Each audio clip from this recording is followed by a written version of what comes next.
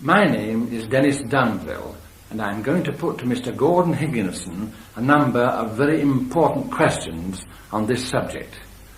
I'm sure we shall be very inspired by his answers.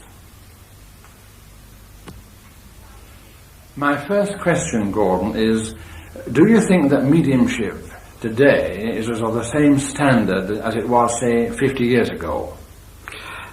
The answer, of course, to that is no, it's not of the same standard. But I don't think it's because we haven't the mediums available. I think it is in the training that the problem arises. I think that in the majority of churches where people go for training, that there is a lack of teachers, people with ability, people that know the subject and know exactly what to do. I think that we have to realize that in the days that have gone by, the olden days, there were lots of born mediums, people that seemed to have this gift, this inherent gift. Today, we don't seem to have those people available. Gordon, what do you think is the first step in development of mediumship? Where should one start?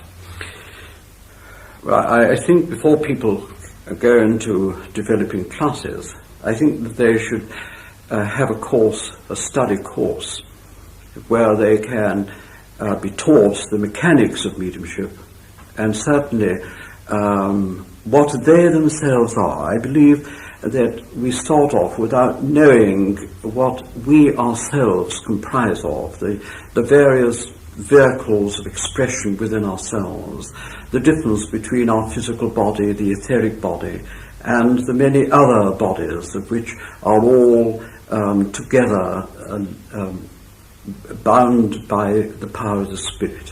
And I think that we need today to take people aside and begin to teach them lessons, give them instruction on how we are made up, what our makeup is, that the spirit world, for example, is around us, that we're living in this, all these worlds now, that we are living in worlds within worlds, and that before they even attempt to go into a class, that they should have a class of study. And then when they've had their class of study and the teacher who is responsible for them believes that they know sufficient to then take them into the next stage, which I believe is the next stage should be a spiritual one, learning how to blend with God. A link with God. A link with God. A link with the Spirit. A link with the Spirit. And that can be done through periods of meditation, of which then there should be a teacher who has learned about meditation and can take them through that next course. But I think the very first one is that they should have knowledge. Now, if there are no suitable study classes in the aspiring medium's environment, can he or she obtain knowledge from books? I think that there are very few books, actually, that I would recommend on training, because most of the books that have been written many years ago, and we've learned a great deal since then. For example, at one period it was believed that the etheric body died with the physical body. We now know today that is not so. So things have changed since those days, and they must be brought up to date. We are providing pamphlets, or we hope to provide pamphlets in the future, because we realize this very weakness of which you have put your finger on.